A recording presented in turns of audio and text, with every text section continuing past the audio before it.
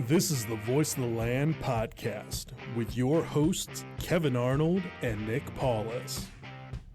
After the week that was in Cleveland sports news and conversations, I am really glad we have a special guest, Jordan Klimack, joining us tonight from ESPN Cleveland to talk basketball. Yeah, we'll talk a little football with him, but I am so glad that more of the conversation is going to be on basketball tonight, because we have not had a good Voice of the Land reality check on here. If you asked me a few days ago, I would not have been in a good place to clap back at some people to give them a reality check in Cleveland sports nation out there in the world. But today, we do have our special guest coming on. Really looking forward to talking basketball. Of course, even though the Cavs did lose in the mecca of basketball against the New York Knicks on Friday night, they got another chance tonight playing at 8 p.m. up in Minnesota. So we will get into all of that with our special guest starting around 7:15. But with that, we welcome you to another edition of The Voice of the Land, a Big Play production and partner with Web Streaming Studio by LPV Productions. Remember, you can always follow the show across most social media platforms on Twitter and Instagram at VTL_pod. That is at VTL_pod, on Facebook at Voice of the Land, and on YouTube at Voice of the Land Podcast. If you're watching us live, be sure to comment all of your thoughts in the comment section attached to the live stream that you're watching on, whether it on our Twitter or Facebook page, Big Play's Facebook or YouTube page, or even the Sportscaster app. We will try to get to as many comments of yours as we can. And the phone line we kind of talked about when we first started with Big Play, that is still in the works. That is coming.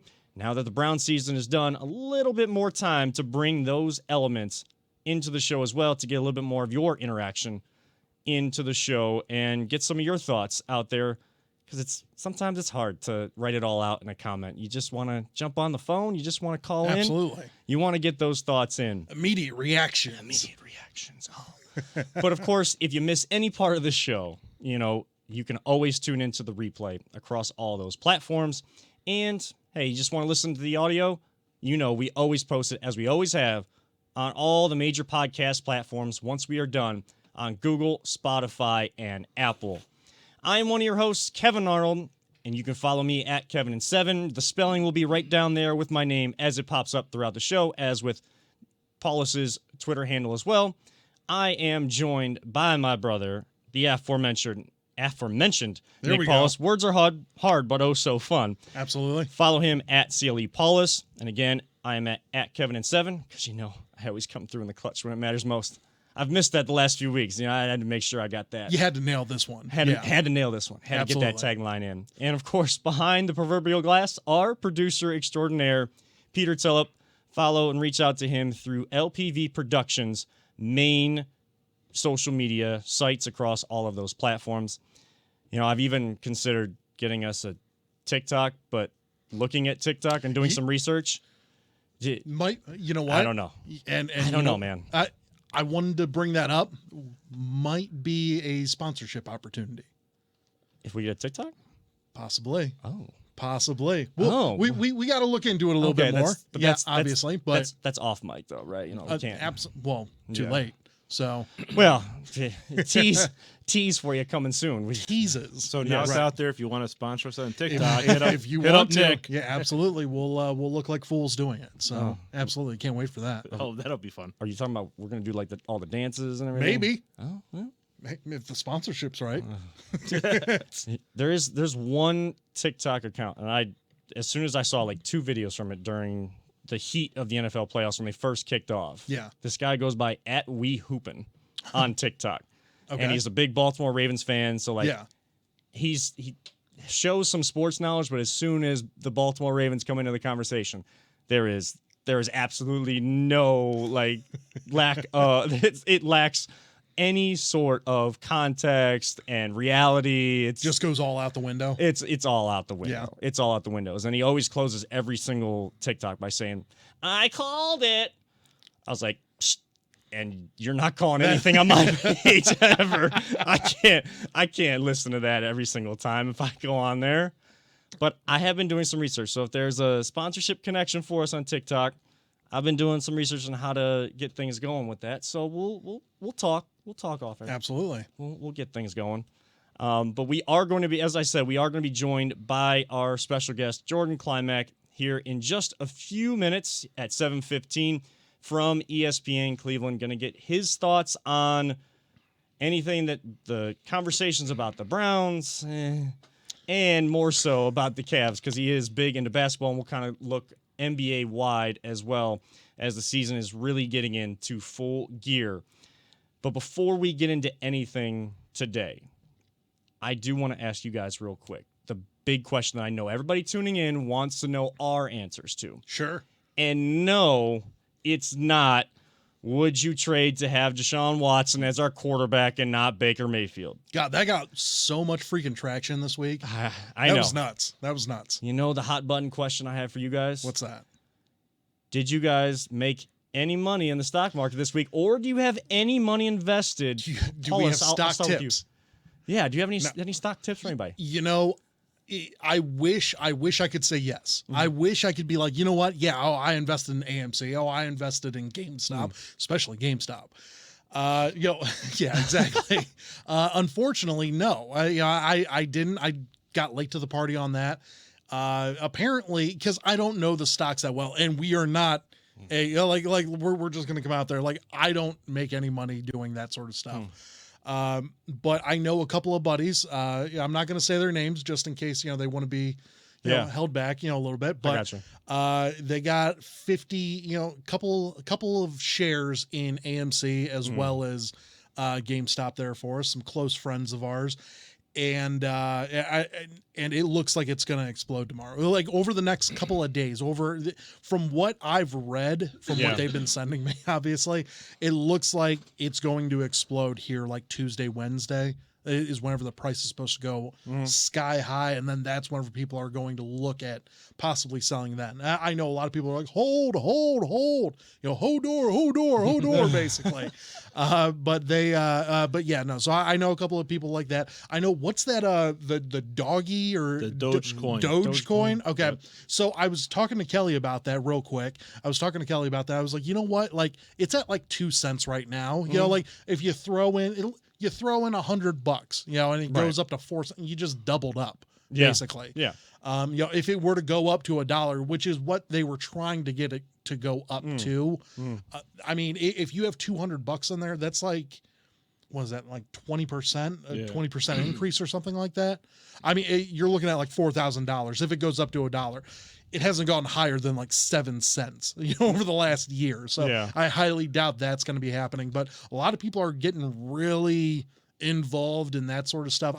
I just don't know enough about it, and it's sad. I'm a 32-year-old guy. Like I wish I knew more about stocks and trades, bonds, and hedge funds and all that sort of stuff. I'm not rich enough for a hedge fund, but like I would like to know more about that stuff. So I am going to learn up on it and then hopefully catch, the next gravy train after that. But right now I completely missed the boat. See, I'm nowhere near financially intellectual to know not any of that financially stuff. stable enough to do any to be messing with the stock market. That's a better way to describe it. I'm not financially stable enough to know anything about that, but I'm also not street smart enough to know and catch on to these trends when they happen.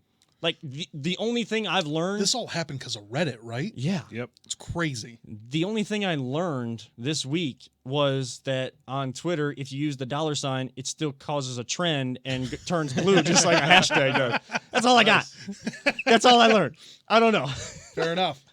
Peter, any money? I will have to. I don't have any money in GameStop or AMC. Right.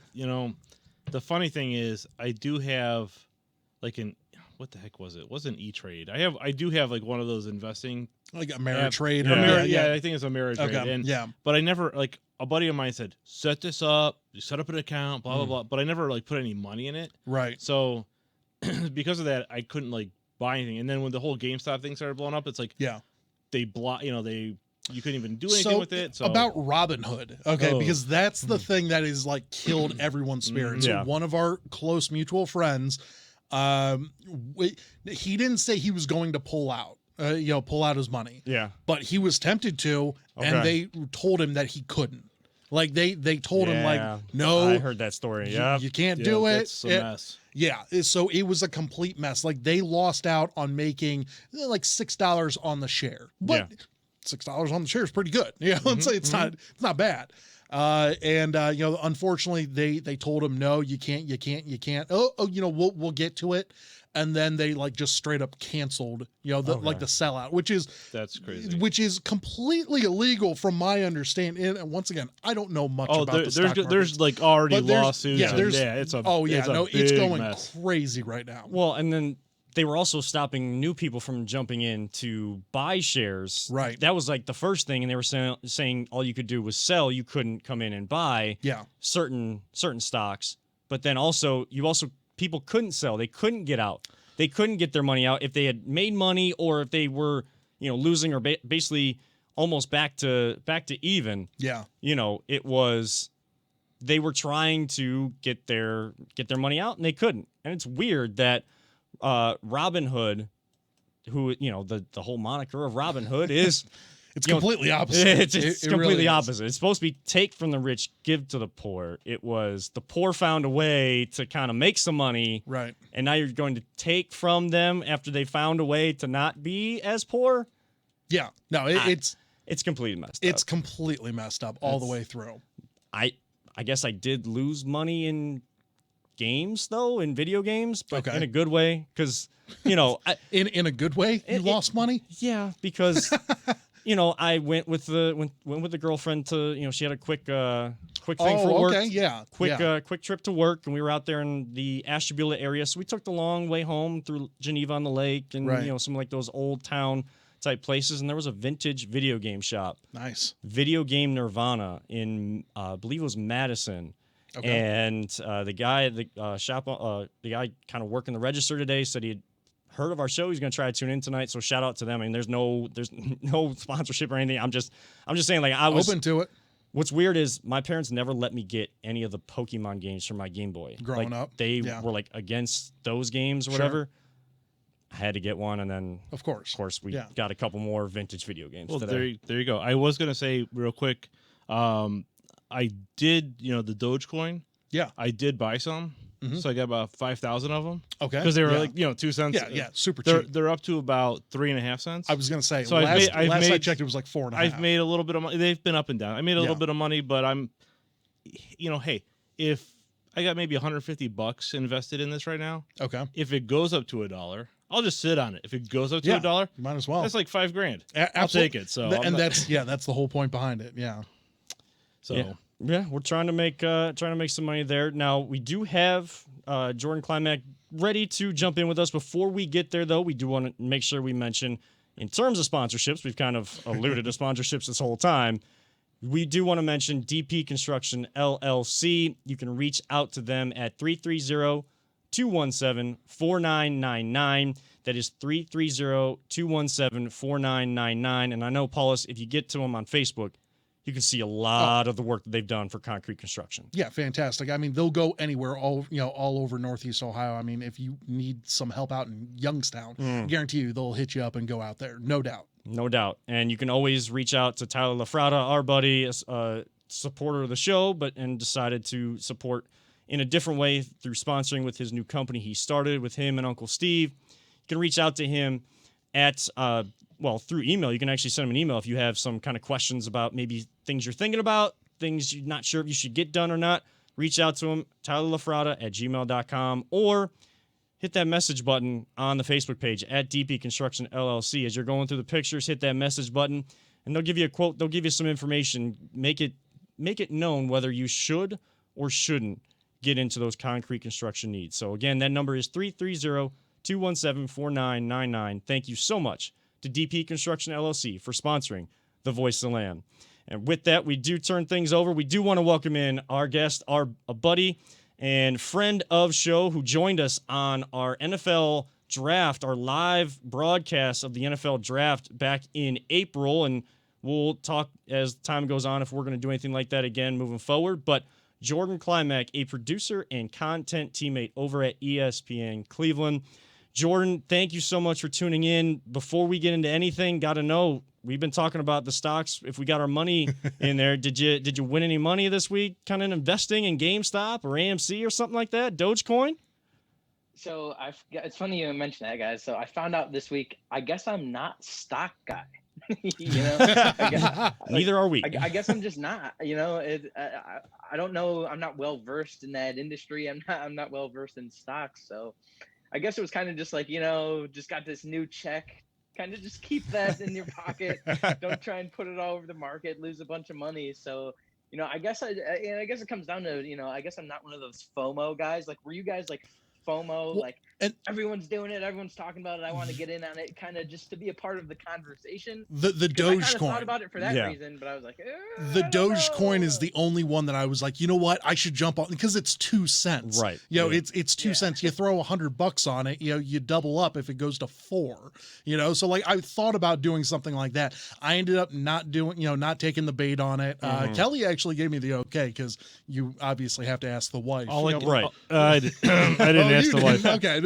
Some of us don't, but no, so I asked Kelly and she was like, I guess you can, but but I avoided it because I want to read up more about it. All I can say is the most difficult part was trying to buy it, because I actually had to do a Cash App, buy Bitcoin through Cash App, and then send Bitcoin to a place where I could actually buy the Dogecoin, which, I mean, it was like all these hoops to jump through. Right. And every one of those little places is making like a little money, like $1 here, $1 there, like on the fees or whatever. But still, by the time I like took the Bitcoin and transferred it over, the Bitcoin fluctuated enough that I had more money than I paid in fees. So I'm like, screw it. It's all over the place right now. Yeah, we'll see what happens. I mean, basically, I wanted to jump in because everybody was talking about it, but then the only other thing I could gather was, well, the amount of the shares already went up, so I feel like my money wouldn't go up as much because I didn't buy low. I'd be buying high when it already was high, so it's like, right. I was kind of hoping there would be a big dip, and then try to bring it back one last time and jump in that way. Give it time. We'll see how that goes. We'll see how it goes. But like I said, Jordan, thank you so much for jumping on with us. Just want to start here. Of course, the conversation around town this week, somehow it got to this point. I don't know how. Browns go to the playoffs. They win a wild card game. They beat the Steelers for the first time in Heinz Field in 17 years. They go 11-5, all in a pandemic. It seems like all the pieces are fitting together. We just need to figure out this defense, and yet that old quarterback conversation still comes back here in Cleveland. Your thoughts on if it was even a consideration for you when you heard Deshaun Watson put in officially request to be traded from the Houston Texans, if it ever crossed your mind for the Browns to try to look to make a change at quarterback? Hell no. That's why you're our friend, Jordan. So I just ate dinner, guys. I don't know, like, do you want to see me throw up my dinner to regurgitate? No. Right no. Here and it was Skyline Chili, by the way. So I mean, I don't. Oh boy, yeah. I'm just gonna keep looking at the camera like I'm looking at you, then, because I'm not looking to my left where I can see you out of the corner of my eye. So, are you guys Skyline Chili guys, or no? God, no. Come on. No. Come on. No. Is this Cincinnati? No. Come on. No, it's not Cincinnati, but I mean, what do you like, good food or not? I'm just not chili. Yeah, I do. I don't like Skyline Chili. I'm just not chili guy. Fair enough. I'm not a chili guy. That's why, that's why I wanted to bring it up, because it's either you love it or you absolutely can't stand even the sight of it. So, but no, guys, Kevin, to get back to your question about Baker and if I ever considered that for a second, I of course I said hell no. And like, I look at it this way: you have a franchise quarterback, and I'm 26 years old. We're all around the same age, guys. How long have we been waiting for this? It's like I'm sitting here like I'm praying for like a wife or something like that. Like, I'm also sitting here. I've been praying for like a franchise quarterback for 26 years. Like, yeah, like, it's just all I wanted ever as a Browns fan. Like, give me a quarterback, give me a guy to be in our corner, a guy that we can go to war with. A guy that's going to embrace the city and the city's going to embrace him back. Like, that's all I've been looking for 26 years, and we finally got him. And now we want to talk about like, well, could we possibly maybe upgrade? Like, stop, shut the hell up, please. I'm just sick of hearing these. Like, I really am. I'm sick of hearing this, guys. Like, like we have this is the trade that was proposed, and shout out to Bill Barnwell, I guess that guy like I guess, yeah. threw it into like a field with a bunch of yarn and just watched it. I think he said there was 16 possible trades for Deshaun, right? 16 or 17. So we were 14. You know, Yeah. to his credit though, this was further down the list, right? But at the same time, it's like, man, like he literally set a fire and just watched the whole place go ablaze, and he's like watching down, laughing at everyone, just going crazy right now. But you know, here's where I got lost in this whole trade conversation. The second I saw the name Odell Beckham Jr. in trade. Okay, like we can sit here and we can talk about Deshaun Watson versus Baker Mayfield. And in my opinion, there's tiers to NFL quarterback, franchise quarterback, right? You got your tier ones, you got Tom Brady, you got Aaron Rodgers, you got Patrick Mahomes, obviously, you probably have Russell Wilson in there as well. Then you get to the tier twos of, you know, the Josh Allens, the Lamar Jacksons. I'd probably put Baker in there. Tier threes, Dak Prescott's, those guys that haven't quite won a playoff game yet. So like I probably put Deshaun Watson in tier 2, right? Like I think he belongs in tier 2 with Baker, Lamar, and Josh Allen and those guys. So they're pretty equal, pretty level playing field when you're talking about Baker Mayfield and Deshaun Watson. So you're saying that you have a franchise quarterback in the Browns and you have a franchise quarterback in the Texans. Again, if you want to trade those for one for one, I guess I can kind of listen to that, even though it doesn't make sense because of, you know, let's watch Baker develop in one system for the first time and not have to bring in another guy who needs to learn a system. Like we have a system in place that works. We have a coaching staff that works well with the players. Let's grow with our 3 coaches and this roster. Like that's where we need to go. I get that Baker and Deshaun are close. Look, I put probably, if we're being realistic, I probably put Deshaun maybe a half footstep better than Baker right now. A half footstep. That's but fair. That's not a lot. Baker can make up that half ground. Deshaun can make up that half ground. They're very close. Maybe the slight edge to Deshaun. Maybe you throw Odell in there. Now you're talking about a franchise quarterback for a franchise quarterback, and then the Browns are going to give up a wide receiver who, when healthy, very good wide receiver, premier wide receiver in the NFL.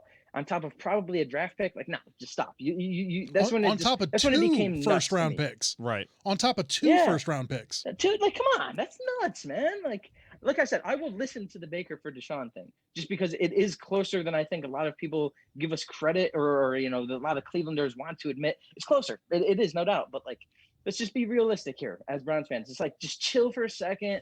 You know, smoke a cigarette if you have to, pour a drink, take a deep breath, just like smoke what you got. Sit back and be like, smoke look, we have a franchise quarterback. Let's chill. It's fine. Like, are we so used? Have we become so accustomed to the quarterback conversation that like we get one and it's even like, well, I don't know. Like, ask the NBA players. Like, the grass isn't always greener on the other side, guys. No, I think you're 100% right, Jordan. I mean, you're looking at it from the standpoint that I think all 3 of us here in the studio are all in agreement with that as well. The thing that got me was like, I agree with you, Jordan. I think that Deshaun is a little bit better than Baker. He also has another year in the NFL. I think he only has 3 more wins than Baker does. Like 3 or 5. It's like 3 or 5, you know, in that year time frame there for us.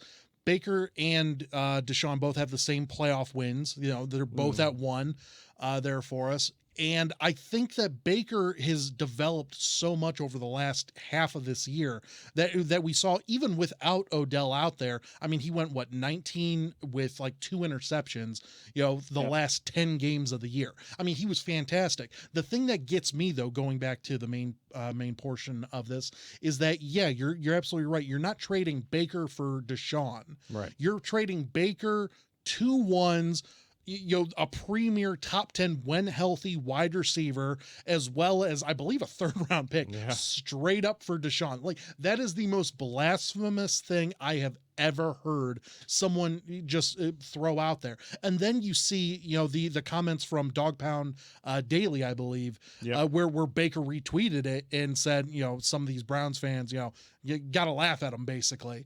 He's right, though. We do have to laugh at them. Absolutely. Especially especially whoever posted that story. Like, we had the question on the Next Level the other day that it was, you know, are you a real Browns fan if you're a, you know, if you wanted to complete that trade? Like, there's no reason why you would ever want to do that. It's just crazy.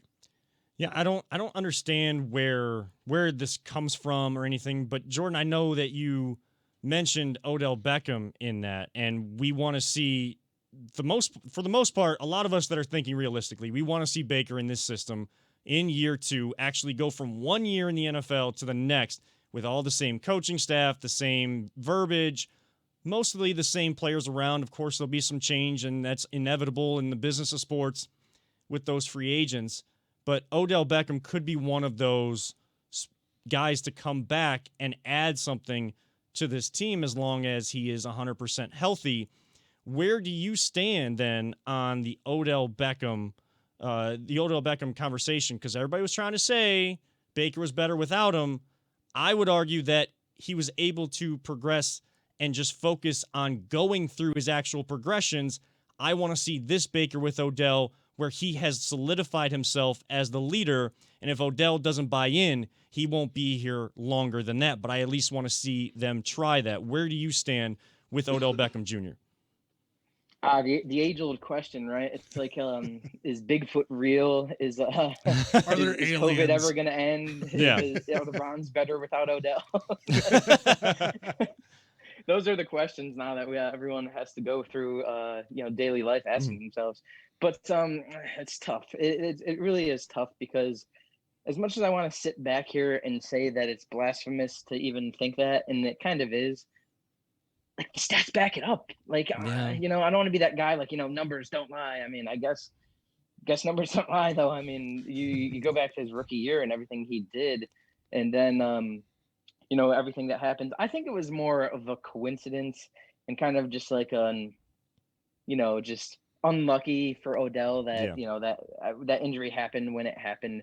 Because to your point, Nick, like we want to see this thing develop. We want to see, like, we had questions about Baker earlier in the year, right? Like the first couple of weeks of the year, it was like, did he really get better? It kind of seems like, I go back to that Steelers game in Pittsburgh, the Minkah Fitzpatrick interception that kind of ended the game before it started, per se. And, you watch Baker and he kind of gets fooled by this guy's coverage. And Minkah Fitzpatrick takes that touchdown to the house. And just like that, the game kind of seemed like it was over. And I remember watching that. I was like, that's the same mistake that he would have made last year. Like, is he getting better? Is he progressing in the system? And then, you change the conversation to 5 weeks down the line and everything that he's doing.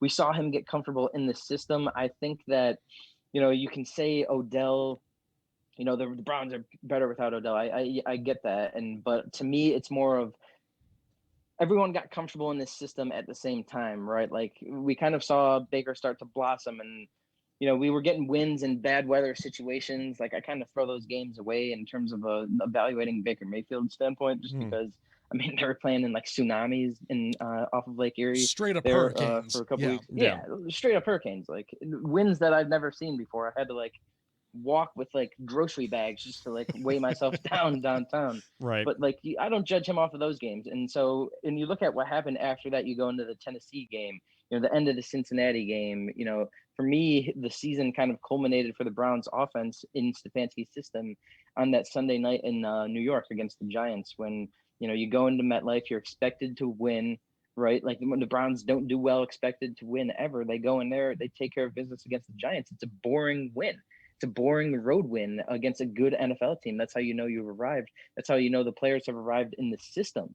So I think this whole Odell conversation is more along the lines of, look, he had to learn a new offense as well. He had to learn an offense through Zoom, just like the rest of the team did, and it was taking him a while to get involved. I think by this point, by the end of the year, because look, we saw it against the Cowboys, what he did against the Cowboys, and that was still early on in the year when everyone was learning the system. I think if you gave him another 8 weeks in that, I think we would have seen him flourish, maybe have 1 or 2 more games like that Cowboy game.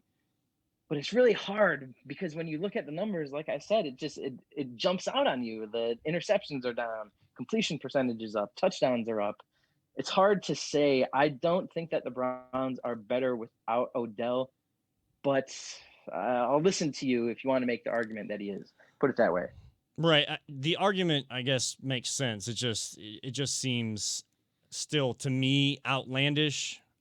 Yeah, like see, here's what it started as, like, how in the NBA, like back in the LeBron days, LeBron would sit for like a game the last 2 weeks of the regular season, Cavs would win, and we kind of jokingly are like, the Cavs better without LeBron, knowing that's not true. Like that's what this Odell thing started as to me, kind of like that joking, playful manner behind it. And then all of a sudden it evolved into like, well, hold on, Baker's starting to get better. He's getting better. He keeps getting better. But again, that's weeks in the system. And that goes back to this Deshaun Watson thing. Like, let the man get comfortable. We don't need to blow it up right now. Right. And get me worked up on there are sometimes though that it does, kind of go along with that. If you look at like the Boston Celtics of last year, whenever Kyrie, left the lineup, they were a better overall team. Now, I don't think that that's the case because Kyrie, as we've seen, is just a head case. And I don't think Odell gets that sort of rap, but I don't think that's the type of guy that he is. So I think that I would personally, for me, I would love to see another season with Baker and Odell just to see if they can work it all out.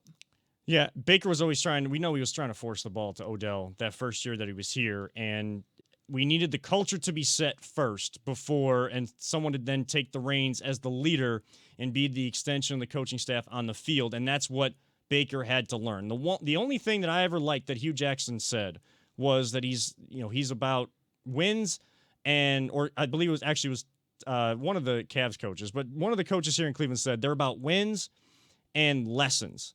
Wins and lessons. The difference between you know who that was? That was John Beilein. Oh yeah, that's right. Jesus. Oh boy. All right, let's that dude. So you learned from John Beilein. There we go. Yeah. But the difference between something like that just being coach speak, which translates to being full of crap, versus a coach that actually is a leader of men and can get guys to buy in to those cliches in a bigger culture that they're trying to build, is how you actually approach it. Kevin Stefanski was able to put his stamp on this team. Baker was then able to learn lessons throughout the year. He made one mistake in one game. You didn't see that in the next game, and he took his game to the next level in that same game. Now that he has gotten his confidence, his swagger back, and people may say that him clapping back at fans is, he was so good about not clapping back this year. I don't want to see Baker going back to that guy. He was legit in clapping back in this instance, and he has established himself as a leader of this team, and the culture is there. So now I want to see the culture and this Baker Mayfield with Odell Beckham Jr. not having to worry about, even if Deshaun Watson is better, which I think he is slightly better like you guys do too, but not having to worry about bringing another quarterback. Let's just see this thing retool, reset, and let's go after it next year. Let's try to get further with the same core group of guys, add some pieces, and let's hit the ground running instead of this, let's hit the reset button. Right.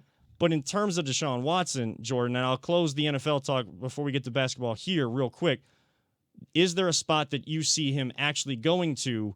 And after what happened with the Matthew Stafford-Jared Goff trade yesterday between Detroit and L.A., where is that trade value now for Deshaun Watson? You take like 15 number one overall picks. Did we lose him? Oh, we may have lost him. I think we lost him. We'll try to get Jordan Climack back, but I want your thoughts real quick, Paulus. I mean, on Deshaun Watson and even kind of the whole scenario where we've gone from Deshaun Watson like not even thinking about it to then it becoming a conversation. But where can he go to be successful? Because we know how good he is. Yeah, I once again, we know how successful Deshaun Watson is. We know that he's a baller. We know that he's a Pro Bowl quarterback. We know that he's been putting up amazing numbers out there. That all being said, it's not worth it if you're going to trade all of that for one player. We're not one player away from winning the Super Bowl. I truly don't believe that. I think that we're still a couple players away, and that's nothing to besmirch the Browns' overall season there for us. I thought that 11-5 was fantastic. We probably realistically could have been 12-4, possibly 13-3. A couple of breaks go our way. That being said, you still are a couple of people behind, and you saw that in KC. You need a pass rusher. You need another corner. Obviously safety help would be fantastic. So you need some of those picks that you would essentially trade away to get Deshaun Watson, someone that is slightly better than Baker, still wouldn't have won you that KC game by himself. Right. You said it. You hit the nail on the head. All the assets you have to give up, especially now, and as we're getting Jordan back in here in a second, with all the assets that I'm sure the value has gone up, and I'd love to hear Jordan's thoughts on that here in a second. But also, you're not just one player away. But even if you were, it's not in that position. Yeah. You feel like you have solidified the quarterback position. Now you've got coach, quarterback, culture.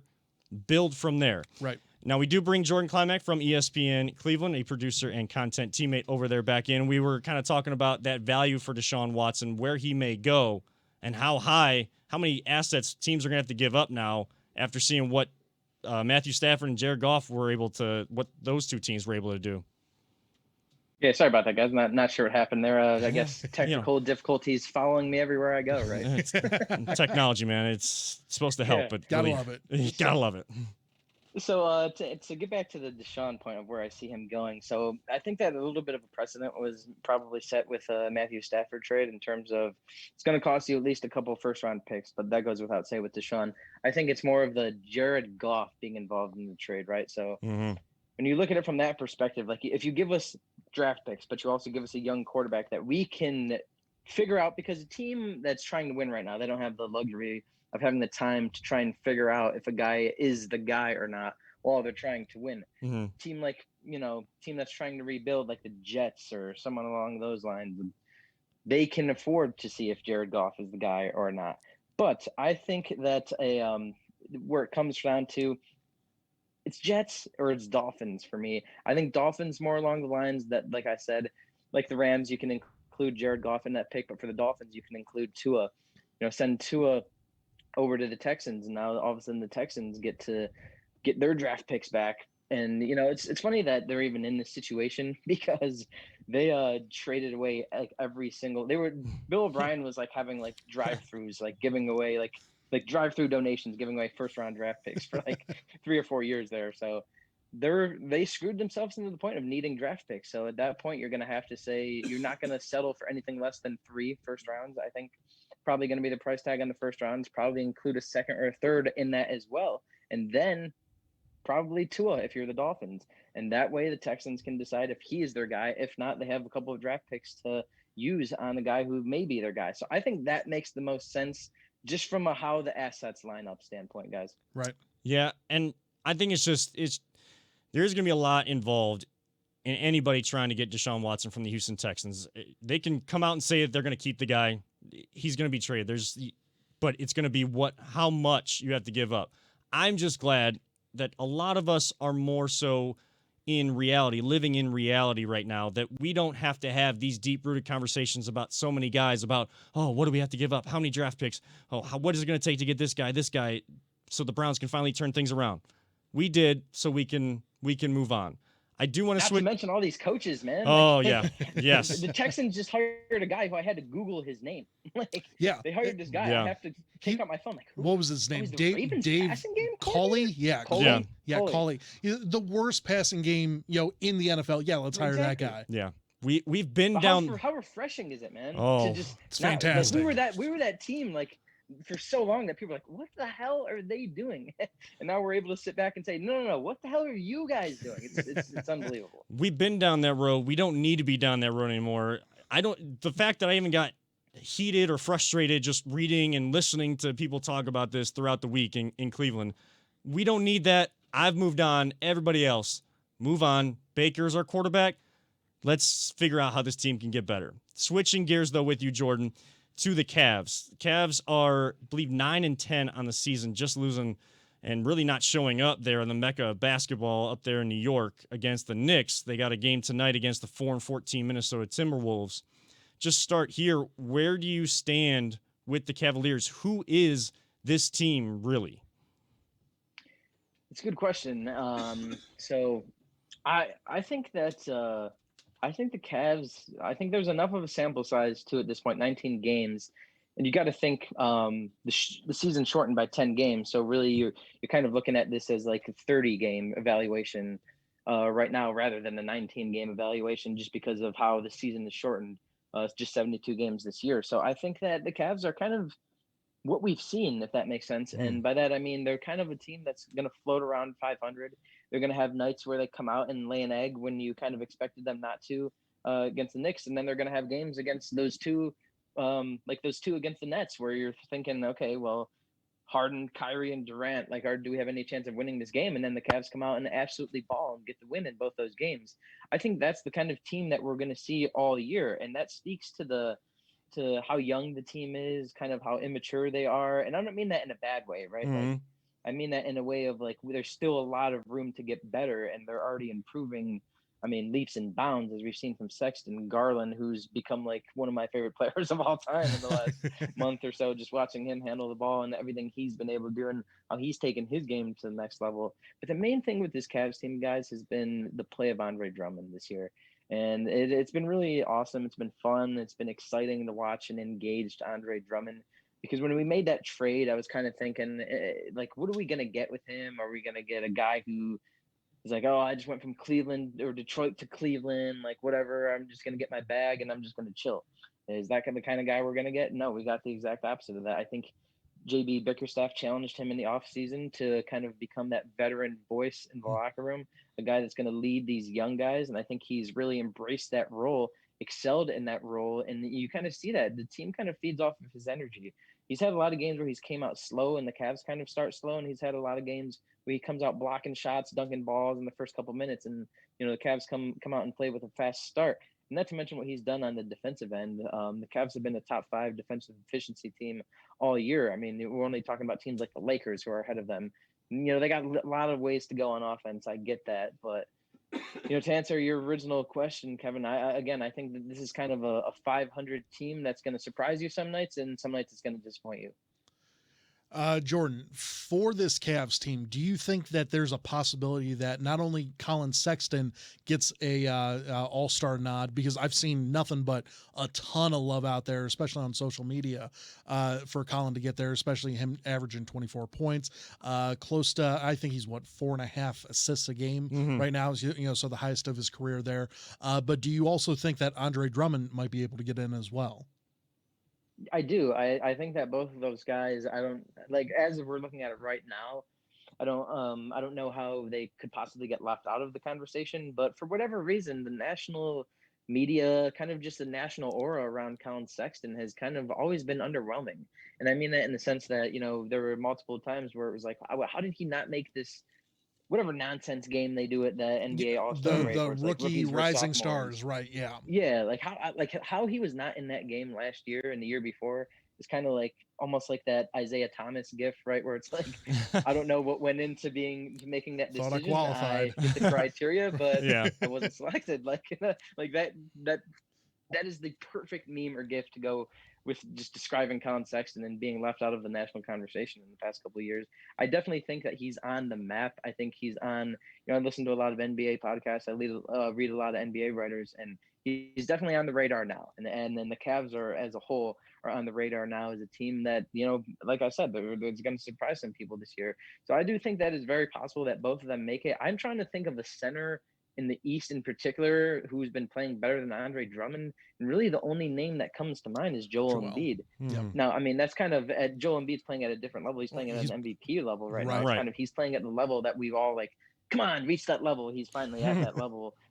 So I don't know. He's the only guy that I can think of off the top of my head that's having a better year in terms of centers in the NBA in the Eastern Conference right now. But again, it's all going to be what that national conversation is around these guys. And I think people are starting to take notice, guys. The Cavs are putting themselves on the map. Well, and I think the unfortunate thing, whether right or wrong for Colin Sexton, is the loaded backcourt that is in the Eastern Conference and the guys to have to pull from, whether for fans voting now and then when the coaches kind of fill out those rosters moving forward. And then, of course, they go through and get selected to how they're going to operate, who's going to be on whose team. Andre Drummond has better path because limited amount, as you just said, limited amount of big guys have been playing better than him in the East. So got to make the team. But you always see those trades start to happen once the All-Star break is done. You kind of talked about what you think this team actually is. What do you think they should be? What kind of team should they be? Should they be a team that's looking to trade guys like Andre Drummond and contracts like that and maybe still try to get into the lottery side of the draft, or are you of the belief that getting that experience, getting that playoff experience actually helps a team more if they're progressing towards that way and still follow that path? Which team should they be? We know where they are. Who should they be this season? That's another good question. And I think that, it's funny because I think that going into this season, I would think that, you put the lasso of truth under Kobe Altman in this Cavs front office. I think that they would tell you like, hey, going into this year, we thought like, we probably would be sellers at the deadline, or we'd be sellers all year because, ultimately we're just trying to develop young players and see how they mesh together with a young coach as well and kind of see how that develops. Then all of a sudden you start winning ball games. All of a sudden you start, starting to show signs that you're developing quicker than maybe we thought you would. And I think that the Cavs have to look themselves in the mirror and have that conversation fairly quickly if they haven't had it already of what we're going to do. Are we going to be buyers? Are we going to be sellers? I've seen a lot of people say, and I'll listen to the conversation because I agree with it somewhat, that, the Cavs need to get back into the lottery because they need another guy that, at the end of the game, when the game is tight, we don't really have many options. You don't really like to throw the ball to Drummond and say like, hey, try and go get us a basket, because you do that, he runs the risk of getting fouled. We all know he's not the best free throw shooter. So when you look at it from that perspective, it's like, okay, so Colin Sexton's really the only guy, I guess, that we have right now that you can give the ball to and say like, hey, we just need a basket, right? Like, put your big boy pants on, go to the basket, get us a jumper, get us something, get us back in this game, get us the bucket that we need. So I think that, there's not many other guys on this team that can do that. And I think Garland could be a guy like that. I think that there's a chance, Love obviously is a guy like that, but is there an APB Is out he on even, him? I was going to say, is he even on the team still? Yeah, I saw that he got engaged earlier today. Congrats. So shout out to him for that. But I mean, him and like I don't know where he's doing. I pretty much look at the Cavs as not having him at this point, just because we haven't all year. Best ability is availability without him. Best ability is availability. Exactly, man. And so, but guys, to answer your question, like I think that we need to be buyers, and it's for that exact reason, Kevin, of playoff experience, and we've saw it with the Browns. We're going to see how it plays out next year with a young team, a young nucleus. And look, the NBA is a lot different than the NFL because in the NBA, we all know that tanking happens. It's no big secret. It happens every year. Multiple teams punt on years. It's harder to do that in the NFL just because, it's grown-ass men going up against one another in a physical sport. Like, It's just harder to happen in football. Even the Jets have to win a game. Yeah, but like you think about it, like it's like for these young teams that like look at the teams that have been in the lottery for years. It's the Kings, it's the Cavs, it's these teams at the top that just can't seem to get out of their own way, and it's because you have young players who are brought into a system who are taught. I don't want to say they're taught to lose because, the coaches are trying to win games. The players are trying to win games. It's about who's being put out on the floor. Like, they're not stupid. They can see the writing on the wall if we're trying to win or if we're not trying to win. I think that poisoning your locker room with that losing mentality of we don't want to win, we want to see what we can do for the future is just terrible for the development of young players. So I think from the Cavs perspective, you have to look at yourself and say, we have young talent. We have two young guards. We have a young forward. We have two young forwards. I've liked what I've seen out from Dylan Windler. I think he can be a really good role player. Still young. He missed his entire year last year. This is essentially his rookie year. Obviously, you have Okoro, just turned 20 years old. Like, you have the young core in place. Add Jared Allen to it. He's 23 years old. He can grow with his young core as well. It's time to let them experience winning, getting to these spots of the playoffs. Maybe it's that play-in tournament that we're going to see at the end of the year, but getting them valuable pressure minutes where you can say, okay, we were in this situation. We didn't quite get it done this year, maybe, but at least we know what that experience is like. We can use it to our advantage going forward. We got to stop with this nonsense of tanking and poisoning the minds of these young players and teaching them losing. Like, stop that. Like, try and get better. Try and teach these guys winning and see how they develop that way. Like, that's the way the Cavs need to go. I think they need to be buyers.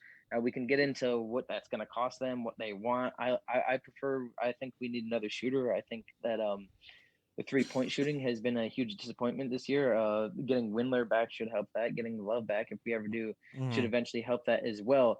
But it's like, do you trade a Drummond? Do you like who do you trade at that point? So I don't know. And the Cavs, they have assets, that's for sure. It'll be interesting to see how it plays out. But Kevin, I'm a buyer right now, man. I am. I'm right there with you. I'm a buyer too, and I think that you brought up the differences between the NBA and the NFL. I think the other difference is that you're dealing with a lot younger players. You're banking on them being your core at a much younger age than when guys come in from the NFL, just based on the way the NCAA rules and those professional rules are set up for when these guys and gals can make the jump from college to professional ranks in all the different sports. And I think in the NBA too, the NFL, you can establish a culture right away and you can turn things around very quickly. Even with more games in the NBA and more opportunities to get on the floor, I think some organizations that do want to tank, as we know goes on, they kind of inhibit the culture from being established before they actually feel like they've gotten enough talent to get together, and they don't go about evaluating the talent right and if it's actually going to fit together and if you're going to be able to get one culture over those guys too. So the Cavs being able to get in the playoffs is going to be huge. I'll get you out of here on this, though, Jordan. And Jordan Klimek from ESPN Cleveland, we appreciate you taking this time out tonight to join us. And we'll have you back on to talk more basketball as the year goes on and we get into those lonely months without football to talk about in just some off season. It was a lonely day, man. Yeah, it was I had a chill day today, Oh, but, yeah. I watched a little golf, but I mean, it was no a Sunday without football it just doesn't feel quite right, you know. Yeah. I feel like I was missing something today. Yeah, it was vintage video game for us at the apartment today, so it was a nice Sunday to kind of stay inside. But I get you out of here on this with the NBA. We know who the big boys are in the league, who the favorites are, but the Cavs have been a surprise this season. Outside of the Cavaliers, which team or maybe even player, where has the biggest surprise this NBA season been for you so far in 2020, 2021? Just a trio of great questions here, Kevin. But I'm trying to be professional, I'm trying to get to where you guys are, man. That's what he does. That's what he does. I'm trying to get to where you guys are. Yeah, you're doing a good job, man. I love to see it. But to answer your question, to me, I'm going to go back to Joel Embiid. I've been really impressed with the Sixers this year. And it's funny watching that game. I don't know if you guys watched that Sixers-Lakers game the other night. But, I did, yep. Sixers won, and it was the first time the Lakers lost on the road all year, which is insane to think about. I mean, you can look at it from the perspective that's like it's different traveling on the road and not playing in front of fans, really. I get that, but still, they were like 11-0 or something like that on the road before losing that game. And LeBron loves silencing fans anyways, so. Yeah, right. He's just in his comfort zone anyways. But watching the Sixers play that game, I was thinking to myself, like, to your point, like, we know the Lakers are the top dog. Like, they've gotten better and they won the title last year. So it's who's going to have the best chance of knocking them off. I think they're almost like a pencil in the West, barring some catastrophic injury. But so then I look at who has a chance to. I don't really think the Clippers do. I don't think the Bucks do. They haven't proven anything to me in the playoffs. And then I look at the Sixers and what they stack up nice against the Lakers, man. They do. Like, who's going to guard it? And like Joel Embiid, the way he's playing right now, and that's why he's my answer for this question is like we've always been saying, like I said earlier, it's like, all right, Joel, like when are you going to take that next step? Like, stop getting gassed 10 minutes into the game. Like, get some air in your lungs, man. Like, get in shape. Kind of become this dominant guy that we've expected you to be ever since you came into the NBA out of Kansas. And he's one of those guys that was like a late bloomer, like didn't start playing basketball until he was like 16, something like that. Right. So it's insane that he's even as good as he is right now and still has room to get better. But him taking that next step made them the true threat to the Lakers, in my opinion, because like I said, you can go to him. There's no one that he can score. Like, he can score against the Lakers. There are a lot of guys that just can't score just because of the matchup. And then you look at just talking Sixers Lakers here, you look at Ben Simmons. Like, if you're going to build a guy, like if you're going to say, like, give me a perfect body of someone or the perfect physical attributes or perfect skill set of someone to defend LeBron, I'm not saying that he's going to stop him because obviously, LeBron's arguably the GOAT. I was going to say, LeBron's LeBron. But just, come on. Yeah. No, but just give him, just make him sweat, just kind of, make him work a little harder for his baskets than he has to normally. I think that watching Simmons and Embiid kind of develop together into what we really expected them to be when they were paired together, over those, trust the process years. I think that's been the biggest surprise to me. And like I said, it's all because of Joel Embiid taking that next step and now, putting the Sixers on the map as a true contender. And I think that if it gets to it, I wouldn't say I would take the Sixers over the Lakers. That now it's way too early to make any of those calls, but that's definitely the best matchup. And like I said, it comes from Joel Embiid, so he's definitely my biggest surprise, other than, of course, our beloved Cavaliers. Absolutely, gotta look outside of the league sometimes too. And of course, Joel Embiid got his signature shoes from Under Armour, the first actual shoe from Under Armour that I actually like the look of. His first one is way better than any of the Steph Curry's. In my humble opinion. In my humble opinion, I'm telling you, those shoes are gonna break down, and if kids try to wear those shoes, they're gonna break down in them. But don't want to see that happen. But Jordan, No. Jordan, we appreciate you jumping on with us tonight. Jordan Klimek of ESPN Cleveland. You're welcome on anytime. We'll talk more basketball anytime that you want. Just hit us up. We'll hit you up and get you on. Okay. Appreciate you guys. Thanks for having me on. Had a lot of fun. Keep up the good work, guys. You guys are doing great, man. Thanks, brother. Appreciate it. That is Jordan Klimek, producer and content team member over there at ESPN Cleveland, with our own Nick Paulus as well. And he broke down a lot. I think that was kind of we allowed Jordan to be our voice tonight. We say we're the voice of the land. We allowed him to be our voice tonight. And said a lot of stuff, especially in terms of what I know everybody wanted us probably to talk about and everybody thought we would talk about. Spend a lot of time on Deshaun Watson or Baker Mayfield or you trade for him or anything. I think all three of us are on the same page in that regard, that while Deshaun Watson, if you just compare quarterback to quarterback, and you're not talking about one being on this team or the other, quarterback to quarterback, Deshaun Watson is a slightly better quarterback. And I love watching Deshaun Watson play when they're not playing against the Cleveland Browns. One of those players that you tune in for, and if you have a game that's outside of your team's window, one of those guys I got to see play. I got to see at least a half of him play. Whether their team is good or not, you got to see Deshaun Watson play. But Baker is on the right direction to getting to that level, to now equaling that playing field if he hasn't already. But what Baker means to this team and what this team is trying to do, it's not a consideration. That is not anything against Deshaun Watson. That is not. Deshaun Watson is a great player. But for what the Browns are trying to do and what we have asked them to do for so many years, and the whole cop-out of, well, fans don't know how to act because they won. We've been told by people that have been through the 80s and everything what this city can turn into. We saw it with that parade that Jordan Klimek got to host a show for. We're doing shows down at First Energy Stadium where no fans are there, but fans are driving through, literally hanging out of doors. Going crazy. It was a pep rally. Maybe not in the best way, but people are trying to come together as safely and as best as possible because we know what it means for the Browns to be good. So that cop-out answer that fans don't know, you're the same fans that have asked for what we have been looking for that we just got this season. If you want that to continue, you got to give this team, coach, quarterback, culture, and everything else in between another year to see if they can take it a step further or more. We just haven't seen it enough yet. Everyone's concerned that this is going to be a flash in the pan season. I know everyone's concerned about that. I don't think it is, because you finally have the quarterback, coach, GM combo correct. And that is like the trifecta. If you're going to nail anything, you got to nail those three. Coach, quarterback, GM. As long as they're all in unison, perfect. Everything else should work out great. There for us. And we finally do have that. I think people are once again just concerned that, oh my God, we won 11-5, but we could have gone, like I said, we could have gone 12-4, 13-3 if things broke our way.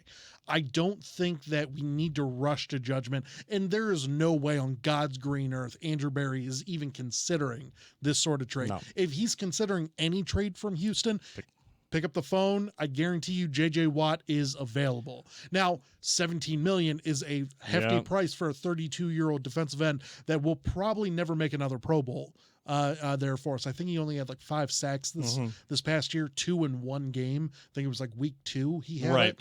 That being said, it's one of those things where it's like I still would like to get J.J. Watt on this team because he gives me that Olivier Vernon sort of vibe that he can break out at any point in time. It just depends on if he's healthy. And we saw that from OV this year. Whenever he was finally healthy, he was playing out of his mind. I think he ended up with 8 or 9 sacks on the year there for us, which was fantastic. But he ended up getting injured at the very end of the year. He probably would have been a difference maker against KC if we had OV out there. Imagine if we had, J.J. Watt out there opposite of Miles. Like that. Yeah. That gets my blood boiling. That gets me like, lively, Right. Getting Deshaun for Baker. I'm like, okay, cool. You're going to sell some jerseys. Oh, okay, cool. Yeah. I want to win football games. Get JJ Watt or someone of that sort of ilk, that has that sort of promise opposite of Miles. Yeah. And the JJ Watt conversation is one that legitimately want to have on this show in more depth. We'll get into it for sure. And we will as the offseason goes on. But like you said, I mean, who knows if Deshaun Watson would match up with Kevin Stefanski's philosophy anyway? Right. Like you're taking so many ifs. You'd assume so, but right. But you're assuming. Yes. We just saw Baker go 26-8. And you know what happens when you assume. Make an ass out of you and me. Yes. So we're not doing that. We'll talk about J.J. Watt and what he, like if we would go for him, what he may be worth in a trade and money-wise moving forward.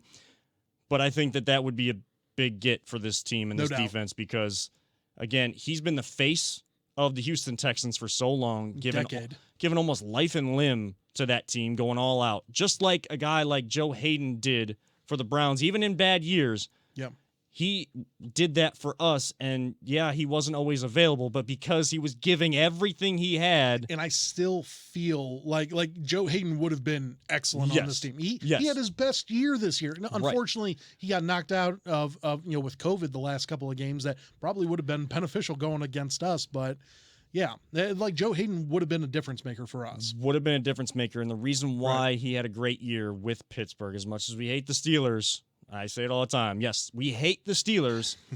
The reason why he had a great year is exactly what I was thinking when he did sign with them, is that I knew that would happen because now the pressure was off. He wasn't the face. He could just go be Joe Hayden, whatever he had at his age each year. Right. He would be able to do that and fit into a system that they always have a great defense over there.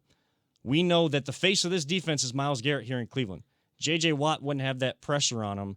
And he's still a guy that instills fear in planning for your offense to plan against guys on the other side. And we've talked about how we need 2 guys, one on either side. And then if the pressure's off J.J. Watt, you could see some better years out of him. I'm not saying anything, outlandish or whatever. I mean, at max, you're getting 2 years of JJ. At max. Right. But if you're going to capitalize on this window with the money and the contracts you have while extensions are coming, right, when those kick in, if you want to, it's a 2-year window. Before they do, you got to take advantage of that window. Now, before we get out of here tonight, we did tease in our description tonight that we were going to talk. We are all Marvel fans, and we've been focused so much on the Browns. Before we joined Big Play, just for everybody that tunes in and doesn't know, we actually talk. We'll talk food, we'll talk movies, we'll talk all of that stuff. Everything. We are big Marvel Cinematic Universe. Stocks now. Stocks. I mean, Dogecoin. Dogecoin. Is there anything we haven't touched on this show throughout our time? Political stuff. I mean, we've talked. Oh yeah. I'd be fine with leaving that out. I was gonna say we try not to talk about that, but if I don't know money, I really don't know politics. Epidemics, stocks, Marvel, DC. We've talked about it all. Yeah. So like one of the 2 hot button issues in comic book life right now, and even in Marvel or DC, of course, the Snyder Cut date for Justice League just got released. I believe that is March 18th. 18th, yeah. So right around St. Patrick's Day. Right, and it's Snyder was the original director of Justice League. He had a story, and unfortunately had a tragic loss in his family. He had to back out. So Josh Whedon, who people know from the Marvel Cinematic Universe, for douche apparently, but somehow it worked for Marvel, but it didn't work in DC. Maybe he was. I don't know what happened. I'm not going to even speculate. Yep. But Josh Whedon didn't get very good reviews. Have you ever seen the? Obviously, Batman versus Superman. I think we've all seen that. Correct? Yeah. Yep. Did you ever see the uncut version of No. Justice League or that? No. Okay. No.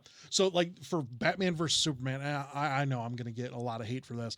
I like that movie. Okay. I'm not in love with it. I like it. Yeah. The uncut version or the director's cut, it's like 3.5 hours long. It's a long movie, but it's worth it. Like it fills in all of the gaps where you're like, why did they do that's stupid? Why would they do like it actually does fill in a lot. You have to have 3.5 hours to your time. Yeah. And now Justice League, whenever it comes out, the Snyder cut's going to be 4 hours 4 long. hours, and it's his take on it, so it's not Right. just filling in gaps. Like it's the gonna be direction, everything. the direction that he wanted to go with Justice League, and people are going to get that Yeah. in there. Do you guys think we'll ever get like a director's cut or like extended version of Endgame or anything?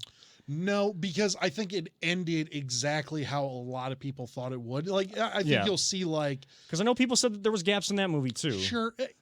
I mean, they had to split it up. Yeah. They had to split it up to 2 movies. Yeah. I mean, it would have been a 5-hour movie had they wanted to do it, the original way, which we all would have sat there. It would have taken our money anyways. I would have. But no, I think they did Infinity War and Endgame perfectly, straight down the middle. They had the bad, happen in Infinity, and then the good happen in Endgame. Spoiler alert. Right.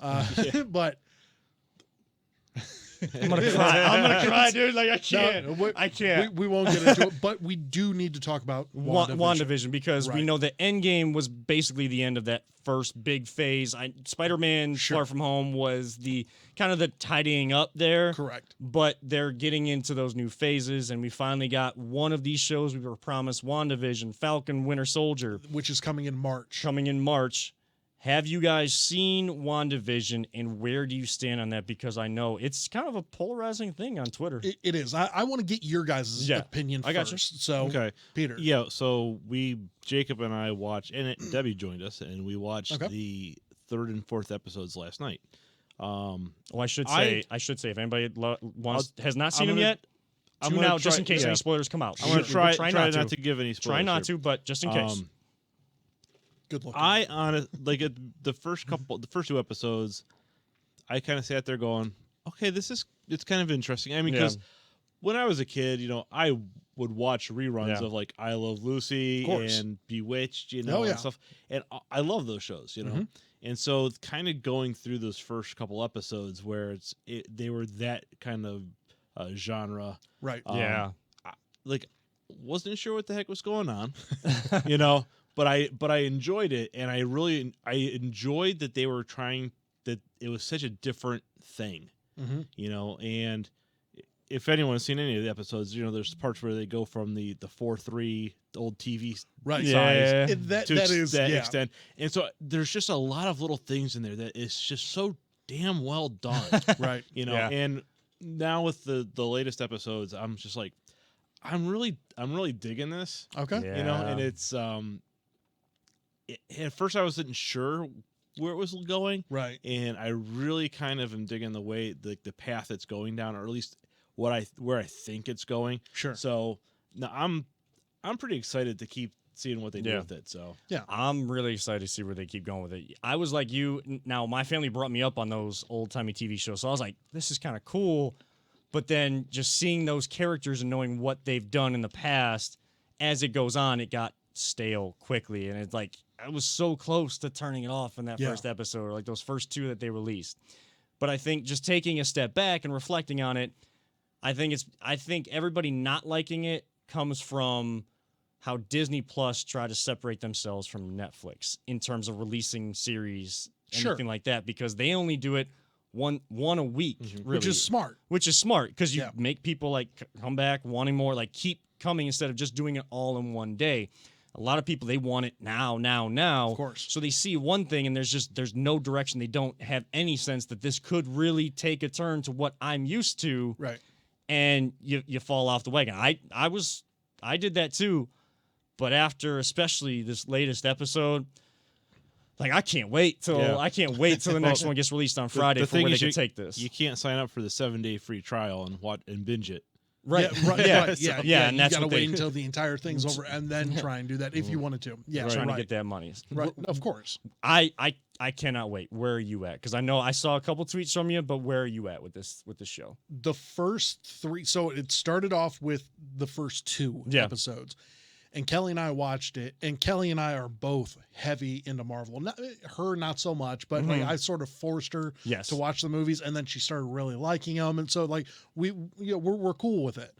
We watched it, and she was like, "Nick, turn it off." Like she was like, "Turn it off." Those first 2 episodes were trash, and I was 100% agreement. I hated those first 2 episodes. I get what you're talking about growing up because Yeah. I used to watch the I Love Lucy, you know, the Brady Bunch, Yeah, and the class, yeah. the Leave It to classics. Beaver. And, yeah, like, all of that stuff. You know, Bewitched. Yeah, all of that Mm-hmm. stuff. It was fantastic, but I wasn't expecting that. And like Yeah. that's what threw me. So like I had in my mind, and I go into every movie, everything, like it's just who I am.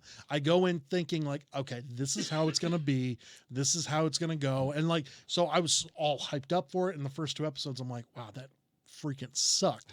And then the third episode, I was like, it started revealing a little bit more, and it Yeah. starts making you go, I think I know what that is. Or like, or like, you know, they'll have little, you know, like teasers and like, yeah. I'm like, you know what? I got that. I still didn't like it though. I still didn't like the 3rd episode. The 4th episode, as for everyone, once again, I'm not going to give any spoilers, Yeah. but it wraps up the first 3 episodes very well. And it shows you like what's going on sort of thing. As best as I can put it without throwing out many spoilers. But I enjoyed the 4th one. It got me back into Got you it. back in. You know what? Yep. It got me back in. The first 3 though, I'm not gonna lie. Like I was telling people, like don't watch it. Don't waste your time. It's not worth it. But I even told Tyler and Mark. I was telling them. I was like, just let me be the guinea pig. Yeah. You know, like this show's crap right now. Let me be the guinea pig. I think it'll pick up in episode 4, and we'll go from there. And I watched it. It did pick up, so I am happy about that. I am intrigued. I caught a lot of little bits, Yes. there for us. So I was like, and I was breaking it down for Kelly. I don't think she likes it still because like I have to explain everything to her. And nothing against Kelly, like she understands the stuff, but like she's like, I don't remember where I saw that person from. I don't remember this. I don't remember that. So I had to pause. Okay, this is where this is from. This is this. I actually had to do that a little bit myself because I'm like, I've seen him before. There's right? a person Yeah. that shows up, and I'm like, I know they're there, and I'm like, what movies were Right. they? And Yeah, so what- it's Google's your friend. Exactly. Exactly.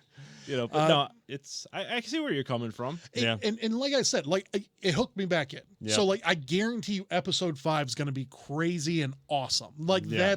that's where I'm at now.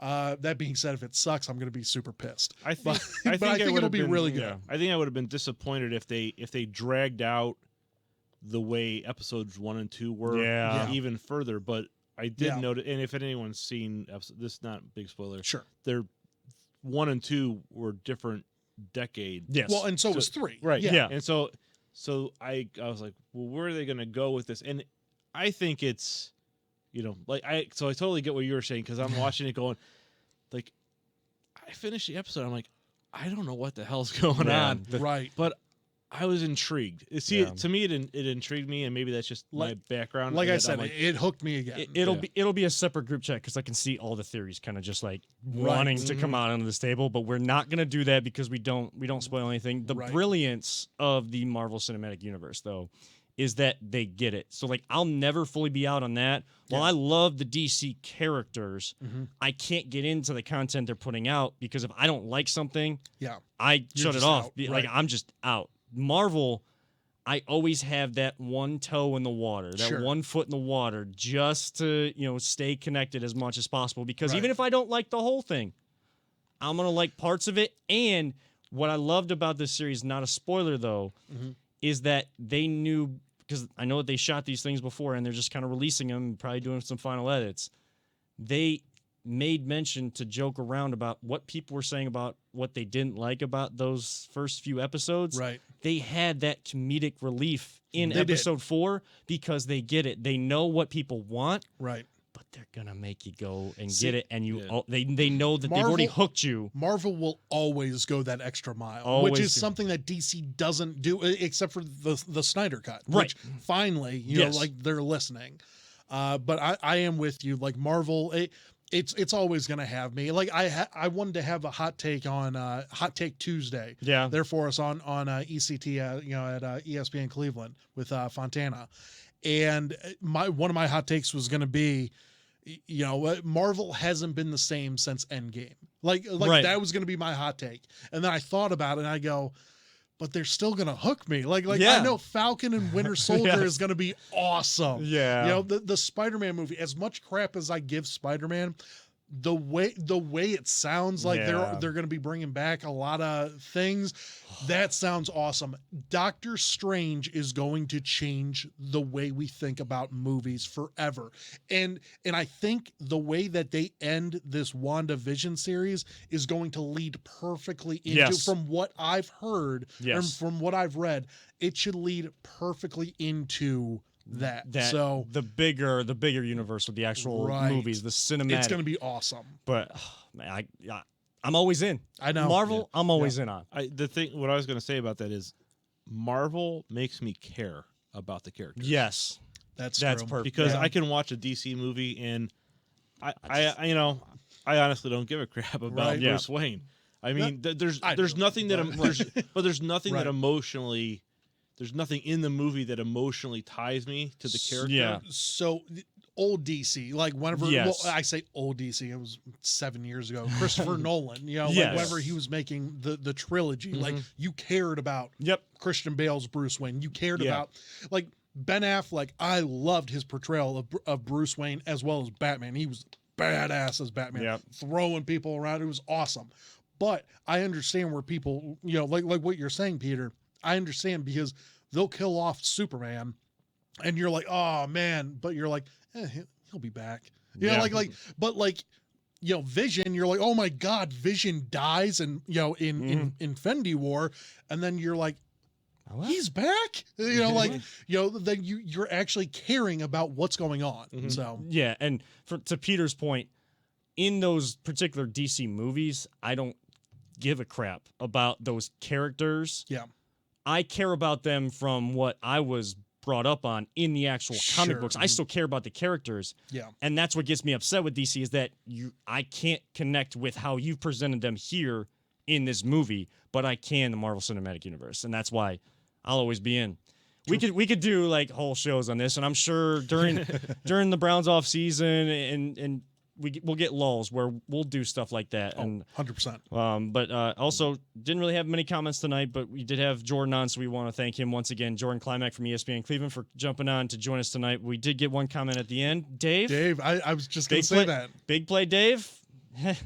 Thank you. He Yep. said, looking good, dudes. And he also said, I need a Marvel movie having withdrawals. yeah, So, hey, no, we're right there with you. I'm feeling you. Yeah, absolutely. I mean, I think once again, WandaVision is gonna get us to Falcon and Winter Yeah. Soldier, which should be amazing. And then I think what is the next movie? I know. Well, it was supposed to be Black Widow. yeah, And then I that's think that got pushed back to October. I know that they want to release Spider-Man at the end of this year, like around Christmas time. That might get pushed back. I hope that doesn't. right. Because once again, I give Spider-Man a lot of crap, but like from what it sounds like could happen, I'm all for it. I need one of those movies. Dave, I'm right there Yeah. with you. We need one of those What's movies. the next big movie that you're really looking forward to? As we're way over time. I But, know. Like we'll wrap it up with this question. It's Spider-Man for me. Like So okay. I am Now any movie, any upcoming movie, upcoming any upcoming, doesn't have to be DC or Marvel. see just as a kind of a youthful Sure. innocence element to it, Okay. and my maybe excessive fandom, as people may say, for LeBron. Space. Space Jam. Space Jam. Space Jam: A New Legacy. I have to say it would be Spider-Man. Spider-Man? Yeah, that's really. I mean, I- that's Batman's coming out, like Batman with Robert Pattinson. Yeah. I'm intrigued with that, but honestly, Top Gun. The Top Gun sequel looks so freaking badass. Yeah. I can't wait to see that movie. And Tom Cruise has said, I will not release it out to like streaming services. It has to be seen at the movies. And that bothers the hell out of me because they're just going to keep pushing it back until the pandemic's over. This thing ain't going away anytime soon. So they're just going to keep moving the movie back. It kills me. I want to see Top Gun so freaking bad. So this pandemic, I lost 3 things that really get the goosebumps going. Yeah. And, like, one we got back, which is the world of sports. We're able to have round season. Thankfully. And able to still talk Cavs, Indians as that Right. goes on. But losing the ability for Marvel Cinematic Universe to really take into that next phase, and that's all been pushed back. So I've kind of been accustomed to that. Yeah. And then the air show. So like Top Gun, the air show, yeah. So like jets, like that kind of energy. Ooh. Oh yeah. I mean, I make sure that I watch the practices of the air shows just so I know where the sneak attack could come from. Even though I know it's coming, I make sure that I put myself in a place where I am focusing on the maneuvers in front of me just so I can feel the goosebumps, the energy as that plane comes. Supersonic speed. You can't hear it until it's... Those things are so sweet. Oh, they are. I digress. And that is where we will end things tonight in a extended episode of The Voice of the Land. Of course, we want to thank one more time Jordan Klimack, producer, content teammate from ESPN Cleveland, for taking time out of his night to join us. Go back and across all social media sites, tune in to the show there. We'll get clips posted throughout the week, and also the audio will be posted soon. But for my brother Nick Paulus and our producer extraordinaire, Peter Tellep, I'm Kevin Arnold, reminding all of you, as always, to all of you sports fans out there, don't let anyone ever tell you it's just a game. And to all of our Marvel fans and to everyone in general in the world today, we truly love you all, 3000. We will see you for a special Super Bowl preview next week. Stay tuned for updates on that schedule. Until then, we'll talk to you soon.